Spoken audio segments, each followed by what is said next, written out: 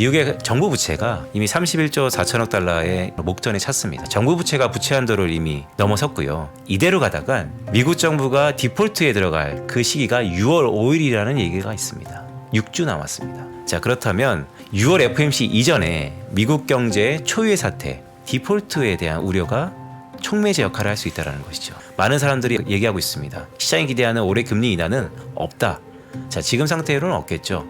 하지만 이 촉매 역할이 불거진다면 비자발적 금리 인하 이런 부분들도 우리가 생각해 볼 필요가 있다는 거.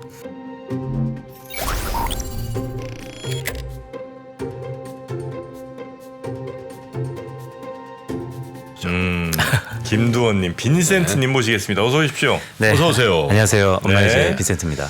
굉장히 큰 그 데이터를 근거로 이제 분석을 많이 하시는 걸로 좀 알고 있고요. 네. 네, 오늘도 그 데이터에 근거한 얘기를 좀 더 해주시는 거죠?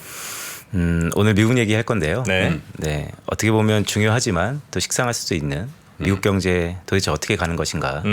침체라고 하는데 왜 아직은 괜찮은 것인가. 또한 연준은 피보팅이라는 얘기를 계속해서 하고 있는데 네. 도대체 어떤 촉매에 의해서 하게 될 개연성이 있는가 뭐 이런 것들을 좀 여쭈려고 네. 왔습니다. 아, 미국은 지금 어떻게 가는가? 미국 경기 침체가 오는 것인가? 네. 일단 그거부터 한번 좀 체크를 해보죠. 뭐 얘기들이 좀 많이 나오는 것 같습니다. 네. 네, 일단 자료를 좀 준비했는데요. 네, 두 가지입니다. 앞에 대부분 서머리를 다 담았고요. 네. 뒤에는 앞에 설명드렸던 설명 이제 할 그런 내용들의 차트를 좀 준비했습니다. 아하. 침체는 온다. 그렇죠. 네. 예스. 네, 결론부터 말씀드리면 미국 경기는 침체 초입에 들어갔다라고 보고 있고요. 지금이 침체 초입이에요. 네, 이유는 금리 인상이 참 빨랐다라는 게 가장 원인 중에 원인인 것 같습니다. 가파른 금리 인상. 네, 차트 하나 좀 보여드릴까요? 예. 1972년부터 현재까지 미국의 긴축 시기에 월 평균 금리 인상 폭입니다. 최근에 한 1년 정도 됐죠. 월간 37 베이스 포인트 정도 상승했고. 저게 이제 금리 인상 폭이라는 게 기준 금리를 월간으로 나눈 거죠. 맞습니다. 기준 금리 인상 폭을. 맞습니다. 보시면 어떠세요? 그러니까 80년대 초 이후에 이렇게 높았던 가팔랐던 적이 거의 없습니다. 217, 200은 뭐예요, 저거? 네, 이때는 좀 가파르게 올랐었죠. 볼커. 네. 네. 결국 3, 40년 만에 가장 빠른 속도로 긴축이 단행했기 때문에 그렇게 튼튼했던 미국 경제도 사실 뭐 대수 없다, 별 수 없다라고 보는 거고요. 두 번째는 자, 요 차트 보시면 이게 제 모형인데요. 이게 매크로 레진 모형이라고 그래서 매크로 국면마다 현재 미국 경제가 어느 국면에 있는지를 판별하는 하나의 툴입니다. 네. OECD 미국의 경기 선행 지수를 갖고 판별을 하고요. 네. 이 빨간색이 OECD 경기 선행 지수인데 보통 기준이 100이에요. 장기 평균이 100입니다. 그래서 100 이상에 있으면 미국 경제 좋다. 100 이하에 있으면 미국 경제 안 좋다라는 것인데 이 음영치란 것이 1970년대 이후에 현재까지 미국의 경기 침체 구간입니다. 근데 쭉 보시면 어떠세요? 이 플러스 마이너스 표준 편차 플러스 마이너스 1을 했을 때 이 아래선 표준 편차 마이너스 1을 다 이렇게 하단을 뚫고 내려가면 미국의 7번의 경기 침체 중에서 한 번 빼고 전부 다 경기 침체가 있었습니다. 네. 그러네요. 이번에도 올해 1월 달 기준으로요. 신호가 떴습니다. 살짝 내려갔어요? 맞습니다. 자, 이걸 가지고 물론 OECD 경기 선행 지수가 매월 업데이트가 되고 한 두세 달 정도의 수치들이 개정이 되는데 그럼에도 불구하고 이런 신호가 떴다라는 것은 실물 경제에 한 6개월에서 9개월 정도 선행한다라는 거. 그렇다면 올해 하반기에는 미국 경제가 성장률 자체가 역성장 가능성이 굉장히 높아졌다라는 네. 것으로 저는 보고 있고요. 세 번째 이유는 이겁니다. 자, 미국 금리의 장단기 역전 2022년 작년 10월 27일 이후에 전 구간에서 10년물 기준으로 7년물, 5년물, 2년물, 3개월물 전 구간에서 6개월 연속 이 하락폭이 확대되고 있습니다. 네네. 자, 그렇다면 긴축도 빨랐고 OECD 경기 선행 지수도 침체 시그널이 떴고 장단기 금리 역전폭의 확대도 6개월 연속 진행되고 있기 때문에 미국 경제에는 침체 국면에 들어갔다라고 저는 판단을 하고 있습니다. 자, 자연스럽게 따라오는 것이 이 다음 질문입니다. 자, 그렇다면 왜 아직 이렇게 좋냐? 뭐가 주식이 아니면 미국 경제가 생각보다 이렇게 튼튼한가? 예. 네, 그 튼튼한가에 대해서 우리가 논할 필요성가 있어 보이는데요. 왜냐하면 왜 튼튼한지를 알아야지 향후 시차를 갖고 이게 그렇죠. 저의 주장대로 침체 가능성이 높다라고 말씀을 드릴 수 있기 때문입니다. 먼저 첫 번째는요. 금리 민감도가 상당 부분 하락한 구조입니다. 금리가 매우 가팔랐는데 그런 미국 경제를 지금 뜯어보니까 민간 부채 중에서 그러니까 민간 가계들이 부채가 많아졌는데요. 대부분 금리에 민감한 변동금리가 아니고 고정금리예요. 옛날에 그 금리를 계속 맞습니다. 내가 수혜를 받고 있다. 맞습니다. 네. 이 고정금리 비중이 약 한 87% 정도 되고요. 네. 또한 이자 부담이 많아져야 되는데 미국의 가계들이 네. 디레버리징이라고 해서 부채를 줄여놨어요. 어디까지 줄였냐면 GDP 대비 가계부채가 75%까지 낮아졌습니다. 저거면 상당히 낮은 거예요. 네, 제가 차트를 하나 보여드리겠습니다. 이겁니다. 오른쪽이고요. 서프라임 때 거의 100% 가까이 갔었고요. 꽤 오랜 시간 줄어든 것이죠. 부채가 이렇게 줄어들었다는 거. 금리가 아마 높아졌지만 이자에 대한 부담이 상당 부분 거기다 줄었다는 거. 고정금리로 낮은 금리 받고. 맞습니다. 이 두 가지 때문에 결국 민감도가 상당 부분 낮아졌다. 둔감해졌다. 그런데 여기서 저의 결론은 이렇다고 만사 끝난 건 아니다. 시차를 갖고 나타날 것이다라는 것입니다. 네. 결국 시차가 중요했다는 게 첫 번째 포인트고요. 두 번째는 유동성이 매우 풍부하다는 겁니다. 네. 미국의 유동성이 이렇게 풍부해서 지금 자산 가격과 실물 경기의 괴리가 나타나고 있고요. 이 풍부한 유동성 때문에 연초에 SVB 사태라 그래서 실리콘밸리에서 큰 약한 고리들이 나타나고 있었죠. 그런 부분들이 결국 연준의 빠른 봉합으로 인해서 무마됐다라는 게 결국 유동성의 많은 유동성이 모든 것들을 다 묶고 갔다라는 것입니다. 그런데 지금부터 문제는 우리가 SVB 사태 다들 아실 거예요. 실리콘밸리에서 특화되었던 지역은행부터 시작해서 뱅크런이 나타난 것이죠. 연준은 지역 간의 은행들 간의 빠른 대출로 인해서 봉합됐다. 어느 정도 무마시켰다고 했지만 이 안에 근원적인 문제가 있습니다. 뭐냐면 은행들의 예금, 특히 지역은행들이 예금을 구할 길이 이제는 적어졌습니다. 채널 소비자들이 자체가. 예금 안 한다는 얘기죠 이제. 맞습니다. 아 그러겠네. 웬만하면- 나도 알 것 같은데. 그렇죠. 그러니까 불안하니까 성가시지. 대형은행도 아니고 또 민간 지역은행이기 때문에 네. 예금을 구할 수 없다라는 거. 자, 이게 문제가 왜 시작되냐면 앞에도 말씀드렸지만 장단기 금리의 역전, 예대 마진의 축소 네. 이런 것들이 은행의 수익성 악화거든요.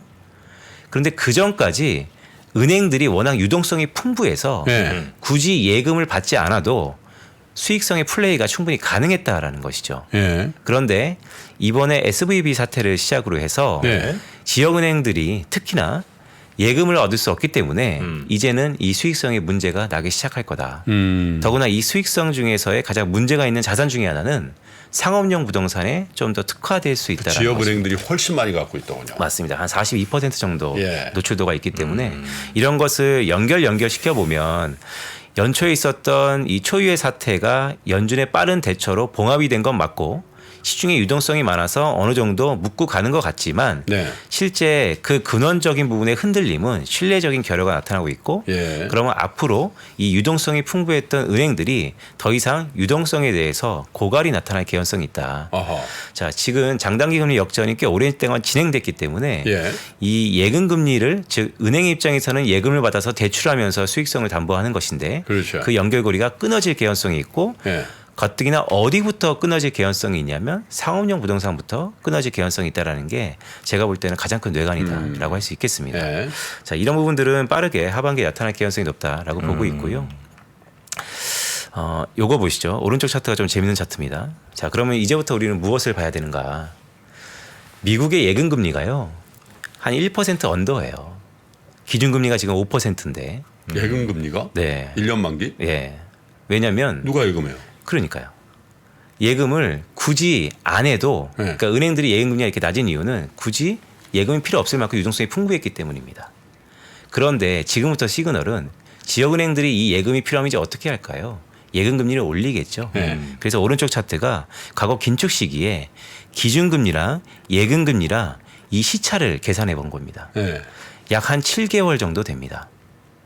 자, 지금부터 아마 5월 FOMC, 아니 6월 FOMC 언제 연준의 기준금리가 피크 칠지는 아직은 모호하나 즉 올해 안에 피크 칠다라는 게 대부분 컨센서스입니다. 그거예요, 그렇죠. 저는 상반기라고 보고 있고요. 그렇다면 지역은행들이 버티다 정말로 유동성이 부족해서 예금 금리를 올릴 때 그때가 오히려 시그널일 수 있다. 경기 침체의 시그널일 수 있다는 겁니다. 그게 올해 5월 달에 기준금리가 피크를 친다면 올해 연말쯤이면 가셔야될 것이다. 그래서 앞으로 매크로 지표를 많이 보시지 않기 때문에 네. 뉴스 플로우를 보다가 미국의 지역은행들의 예금이 이렇게나 높아졌어? 이렇게나 예금이 필요로 해? 라는 시그널이 우리가 좀 주목해야 될 필요가 있다는 것을 말씀드리고 싶습니다. 그때는 상업용 부동산의 위기가 더 현실화돼 있을 무렵이겠네요. 맞습니다. 그리고 화면 보시는 것처럼 세 번째 이유는 지금 미국 경제가 그럼에도 불구하고 이렇게 좋아지고 있냐에 대해서 말씀드리는 건데요. 고용이에요. 미국 고용 참 튼튼하죠. 이 왼쪽 차트는 전후 그러니까 2차 세계대전 이후에 미국에 이렇게 일자리가 빈 게 없었다는 거 아닙니까? 한 명당 보통 2개 가까이 일자리가 비어 있다는 것인데 자, 재밌는 거는 오른쪽 차트입니다. 미국 기업들이 이번에 팬데믹을 겪으면서 재미난 플레이들을 하고 있습니다. 뭐냐면 구인, 즉 필요할 때 인력을 구하지 못하는 코스트 상당 부분 있기 때문에 이제는 사람을 자르는 것 대신에 근로시간으로 대부분 조정을 하고 있습니다. 근로시간을 단축시키든지 아니면 재택근무를 시킨다든지 자 이런 것들도 결국 상업용 부동산의 공실로 이어질 개연성이 있고요. 두 번째는 자 이게 어떤 일이 벌어지는 거냐면 실업률도 낮고 우리가 그렇게 염원했던 경제활동 참가율도 오를 거예요. 왜냐하면 기업들이 사람을 자르지 않고 근로시간으로 조정하니까. 근데 이것도 결국에는 시차를 갖고 고용시장이 냉각되는 신호일 수 있다. 소득의 감소로 나타나겠네요. 그렇습니다. 그리고 이 차트는 제가 이제 경제 지표를 좀 뜯어볼 필요성이 있는데요. 대부분 분들은 마이너한 거기 때문에 집중은 안 하시고 있는데 꽤 중요한 것이기 때문에 한 번 더 제가 거론드리겠습니다. 우리 흔히 미국의 고용지표 그러면 노동통계국에서 매월 초에 발표하는 고용지표를 봅니다. 실업률과 비농업 부분 취업자 수, 즉 신규 고용 같은 걸 발표하죠. 그런데 미국의 고용 지표가요. 조사 방식이 크게 두 가지입니다. 예. 첫 번째는 가계 조사 방식이 있고요.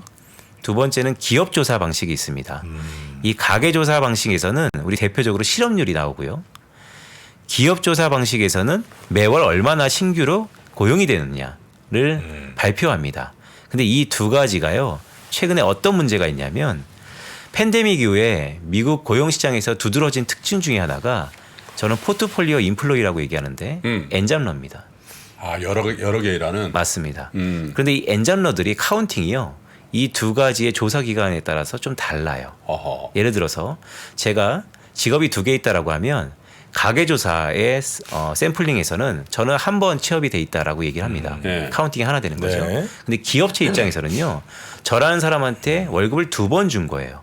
그렇죠. 이 기업 두 저 번. 기업 다 주니까. 맞습니다. 그래서 네. 2번 카운팅이 되는 근데 거죠. 그게 통계에 영향을 미칠 정도로 크죠. 숫자가 커요? 그렇습니다. 꽤 큽니다. 그래요. 그게 엄청 많아졌다. 엔잡러들이? 네. 그렇죠. 네. 이런 부분들이 특히 연령별로 들어가면 비중이 상당 부분 크고요. 자, 그런 의미에서 보면 어떤 걸 말씀드리고 싶은 거냐면 팬데믹 이후에 미국 고용시장이 기업도 사람을 잘 자르지 않고 노동시간으로 조정을 하고 실제 구인시장에 직접 노동을 공급하는 가게도 엔잡러들이 많아졌는데 네. 우리의 지금 고용 통계는 이것을 제대로 포착하고 있는 것인가에 대해서는 상당 부분 의구심이 있다. 그래서 고용이 다 좋기 때문에 미국 경제 괜찮다라고 그냥 항등식적으로 생각하기에는 네. 좀 어폐가 있다. 라는 말씀을 드리고 싶은 거고요. 네. 이제 네 번째는 부동산입니다. 미국도 결국 67%나 되는 소비 경제가 문제고 네. 소비는 소득의 함수이기 때문에 고용과 웰스 즉 부입니다. 부 쪽에서는 이제 부동산인데요. 이 왼쪽 차트 한번 보시죠. 자, 이게 미국의 부동산을 나타내는 주요 거시경제 지표입니다. 예. 2022년 3월 달에 미국이 처음으로 기준금리 인상을 시작하겠죠. 네. 그때 이후로 보시면 GDP 개정에서의 주택 투자 내려가고 있고요. 기존 주택 판매, 그러니까 미국은 신규 주택보다 기준 주택이 훨씬 더 규모가 크기 때문에 이 기준 주택 판매가 결국 미국 부동산 시장의 시황을 나타내는 것인데 감소하고 있고 신규 주택 가장 선도 지표라고 할 수 있는 신규 주택 착공도 둔화되고 있다는 거. 네. 자, 미국에 아직은 부동산 가격이 덜 빠졌다라는 얘기가 있지만 실제 부동산 관련된 선행 지표들은 네. 이미 피크아웃 되고 있다라는 거. 이게 시차를 갖고 미국 경제도 역시 부동산 둔화 압력에 노출될 것이다. 그렇겠죠. 라는 것을 보여줍니다. 네. 자, 재밌는 거는 또 오른쪽 차트입니다. 이게 2024년 1분기 뜨끈뜨끈한 것인데요. 주황색 보시면 공식률이에요. 파란색은 팬데믹 이전입니다. 이전에 비해서 미국의 메트로폴리탄이라는 대도시들의 공신률이 거의 두 자릿대로 지속되고 있습니다. 제일 높은 게 오하이오의 콜럼버스고 네. 그다음에 아리조나, 피닉스, 피닉스. 샌프란시스코, 오스틴 다 잘 나가는 동네들인데. 맞습니다. 이렇게 공신률이 높다라는 건 어떤 걸 의미할까요? 결국 시차를 갖고 이 상업용 부동산 쪽에서 문제가 있을 수 있는데 네. 상업용 부동산은 누가 돈을 댔냐? 대부분 튼튼한 대형은행보다는 중소은행 쪽에서 돈을 댈 개연성이 높기 때문에 이게 약한 거리로 불거질 개연성이 있다라는 것을 말씀드리고 싶습니다. 미국판 PF란 얘기죠. 그렇죠. 네, 이런 부분들이 좀 문제가 될 것 같고요. 그래서 다시 한번 이 예. 화면을 좀 보시면 지금 어떤 말씀 드렸냐면 미국 경제에 침체가 오는 것 같습니다. 꽤 가팔랐던 긴축에 장사 없는 것 같습니다. 네. 그런데 왜 아직 견고하냐면 금리 민감도가 하락했고요. 유동성이 꽤 풍부했고요. 고용 형태가 다르고. 고용이 괜찮았고 부동산도 아직은 견고했다라고 보는데 네. 데이터를 뜯어보면 다 느낌이 별로 좋지 않다. 이 네 가지가 한꺼번에 추락할 가능성은 있다 이렇게 보는 거예요? 그게 트리거가 무엇일까라고 보면 오늘 말씀드리고 싶은 건 부채 한도 협상. 부채 한도 협상. 네입니다. 미국의 정부 부채가 예. 이미 31조 4천억 달러에 올해 1월달 기준으로 목전에 찼습니다. 네. 재무장관이 옐런 장관이 빠르게 움직였죠. 항상 네. 옐런은 발빠랐었던 것처럼. 자, 왼쪽 차트에 정부 부채가 부채 한도를 이미 넘어섰고요. 예. 자, 그렇다면 미국은 여태까지 한 두 달 동안 무엇을 갖고 정부가 돌아갔었느냐라고 예. 보면 재무부가 연준에 예치한 현금인 것이요. TGA 계좌, 트레저리 제너럴 어카운트라 그래서 이 TGA 계좌를 갖고 연명하고 있었는데 이게 최근에 보시면 2천억 달러도 안 됩니다. 자, 다음 주에 올 FOMC입니다. 더 중요한 건 옐런 의장이 무슨 얘기했냐면 이대로 가다간 엑스데이트 즉 미국 정부가 디폴트에 들어갈 그 시기가 6월 5일이라는 얘기가 있습니다. 6주 남았습니다. 자, 그렇다면 6월 FOMC 이전에 미국 경제의 초유의 사태 디폴트에 대한 우려가 촉매제 역할을 할 수 있다는 것이죠. 자, 김프로님 아시겠지만 우리가 2011년도에 아, 비슷한 경험이 있습니다. 박살났었죠 그때. 박살났었어요. 네, 제가 그때를 복귀하기 위해서 네. 이 표 보시면 비교해 왔습니다. 자, 2011년 7월 달에 7월 31일까지 부채 한도 협상이 지지부진하다가 예. 8월 5일 날 미국이 신용등급 강등 사태에 강등당하죠. 거칩니다. 네. 네, 그때랑 지금이랑 비교를 해봤는데요. 화면에 보시면 정치가 비슷해요. 당시에도 오바마 민주당, 지금 바이든. 당시 상원과 하원도 양분돼 있었는데 지금도 양분돼 있다. 즉 이것은 결국 치킨 게임의 양상이 벌어질 개연성이 있다라는 거 이미 벌어지고 있고요. 연준 한번 볼까요? 2011년도에는 그나마 저금리 기조였습니다. 지금은 5%고 다음 주면 5.25%로 기준금리 상단이 높아질 개연성이 그때는 있고요. 양적 완화 아직 스틸 양적 완화기죠. 예, 맞습니다. 2011년은 더구나 QE 할 때고 지금은 QT 할 때고. 예. 자, 똑같이 치킨 게임 양상이 불거진다면 연준의 스탠스도 시장 측면에서는 지금은 우호적이지 않다. 그러네요. 자, GDP 그로서 제가 주목하는 것은 매크로이기 때문에 이 부분입니다. 당시 미국 경제가 꽤 선방했었습니다. GDP 그로스가 2% 중후반대로 가다가 7월 달에 삐끗하더니 GDP가 마이너스로 돌아섭니다. 마이너스 0.2%까지 내려갔습니다. 자, 지금하고 비슷하게 가면 어떤 일이 벌어질까요? 제가 매크로 시그널 모형에서 올해 3분기에서 4분기는 미국 경제가 역성장할 수 있습니다라는 말씀을 드렸었는데 이 부채 한도 협상이 지연되면서 올해 3분기에 미국 경제 마이너스 폭이 확대된다면 지금하고 연준은 스탠스가 좀 달리되지 않을까요? 라는 생각을 갖고 있습니다. 자, 연준은 얘기하고 있죠. 점도표상에서 금리 인하는 내년에 있을 것이다. 많은 사람들이 얘기하고 있습니다. 시장이 기대하는 올해 금리 인하는 없다. 자, 지금 상태로는 없겠죠. 하지만 이 촉매 역할이 불거진다면 저는 비자발적 금리 인하라는 얘기를 하고 있습니다. 따라서 이런 부분들도 우리가 생각해 볼 필요가 있다는 거. 당시 실업률은 2011년도에는 금융위기 여파가 이어지면서 9%대였습니다. 지금은 3.5%. 자, 괜찮지 않을까라고 보는데 실제 실질실업률은 미국 내에서도 4% 중후반, 네. 5%에 가까웠다는 얘기가 나오고 있어서 여파가 좀 클 것이다. 자, 가장 궁금해하시는 거, 그럼 2011년도에 금융시장은 어땠냐? 미국 S&P 500 기준으로 7월 한 달간 마이너스 3.5% 빠졌는데요. 이 뒤로 6개월이나 더 빠져요. 마이너스 15%까지 빠집니다. 당시 달러는요, 연초 대비 마이너스 6%나 달러가 약세가 보입니다. 지금도 여전히 약세고요. 지금도 약세죠. 네. 자, 비슷한 상황도 있고 다른 상황도 있습니다. 그런데 치킨 게임 양상이 벌어졌다라는 거, 6월 5일이라는 엑스데이트가 나왔다는 거, 이미 채권 시장은 1개월물과 3개월물이 이미 반영되고 있다는 거, 미국 기준입니다. 자, 이런 걸 감안해 봤을 때 언제 끝날지 모르겠으나 이런 불확실성, 정치적 블랙박스에 들어가기 전에 한 발짝 뒤에서 본다면 결국 이 기간이 길어지면 길어질수록 미국의 성장률 둔화의 요인일 수는 있다. 자, 이게 가장 큰 미국의 하반기에 촉매 작용을 할 개연성이 있다라는 말씀을 좀 드리고 싶습니다. 아까 그 마지막 그 저 표 좀 한번 보여주실래요? 마지막 비교표요? 네, 비교표. 네. 저기 이제 빈칸이 지금 저거잖아요. 주식. 네, 비워놨습니다. 네. 저기 좀 올해는 한번 비워놨습니다. 자, 올해는 비워놨는데요. 주식의 폭은 제가 어느 정도 하락할지 모르겠습니다. 그런데 이 말씀을 좀 드릴게요. 2011년도에 미국 S&P가 이 정도였는데 한국은 저희 반토막이었고요. 한국이 훨씬 더 많이 반토막 빠졌죠. 훨씬 많이 빠졌죠. 훨씬 많이 빠졌다. 네, 그래서 일부러 얘기하는 건데 네. 지수가 이 정도면 개별 종목은요. 어제도 뭐 초유의 사태가 있었지만 상당히 경각심을 갖고 바라볼 시장이다라는 말씀을 좀 드리고 싶고요. 지금 우리 시장 그렇게 보시는 거예요? 저는 좀 보수적으로 봅니다. 왜냐하면 보수가 아니라 안 좋게 보시는 것 같아요. 그렇죠. 네, 제가 말씀드리고 싶은 거는 네. 최근에 한국 시장을 볼 때 네. 펀더멘털, 환율, 그다음에 주가 지수 다 따로 놀고 있어요. 네. 자, 어딘가는 맞을 겁니다. 시간이 지나고 나면 어딘가는 맞을 거예요. 네. 근데 저의 짧은 경험이지만 결국 외환 시장이 항상 답이었다는 생각을 봅니다. 지금 외환 시장이 달러 약세에도 불구하고 특히 원화만의 약세인 것이죠. 이것을 뭐 무역 수지 적자가 지속되고 있고 뭐 다양한 수급적인 요인으로 풀 수 있지만 한 발짝 뒤에서 보면 더 큰 변화 속에서 우리가 노출되어 있는 거 아닌가라고 보고 있습니다. 거기에 한국의 어떻게 보면 디스카운트 요인이 나타날 개연성이 있다라고 보고 있고요. 자, 이 표 하나만 좀 보여드릴까요? 이거는 제가 재밌는 표인데요. 좀 복잡합니다. 궁금하지 않으세요? 연준이 언제 피보팅 하는지? 결국 연준 마음대로 될 건데요. 과거의 패턴들이 있습니다. 네. 이 표는 시기는요. 1974년 4월, 80년 3월, 현재 2018년 12월까지 각 시기마다 미국의 연방기금금리라는 미국의 기준금리가 가장 고점을 피크를 찍었을 때 숫자입니다.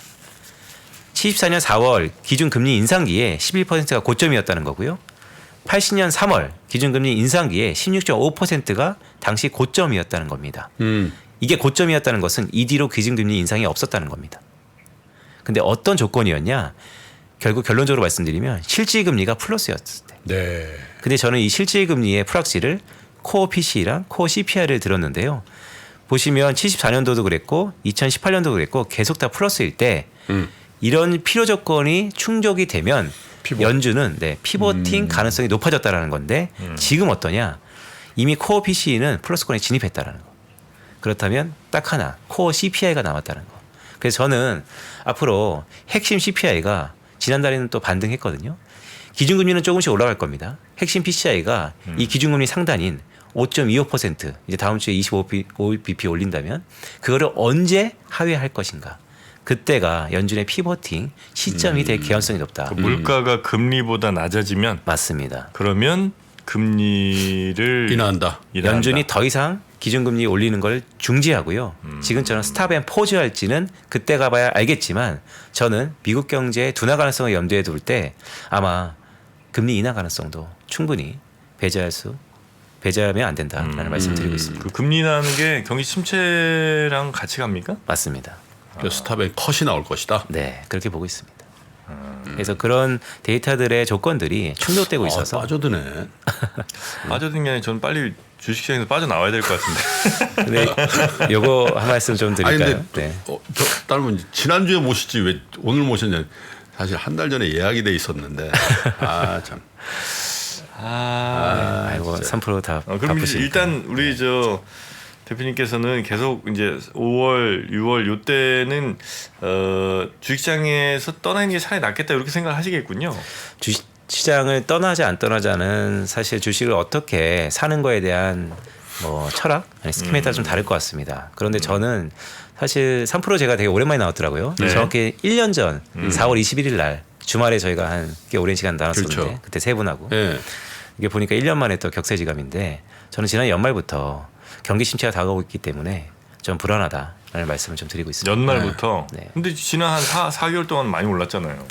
말씀드렸던 것처럼 모든 것엔 다 쏠림이 있는 것이죠. 아. 그래서 결국 수렴한다라는 것을 말씀드리고 싶습니다. 요거 이제 마지막 불꽃 좀 태웠다 이 정도로 생각하시는 모양이군요. 이 차트를 한 번 더 보여드릴까요? 이 차트가 좀 더 의미 있어 보입니다. 자, 오늘 오랜만에 나와갖고 연준의 정말 비자발적 피보팅, 어떻게 보면 되게 무거운 얘기고 다양한 복잡게 들어간 얘기인데요.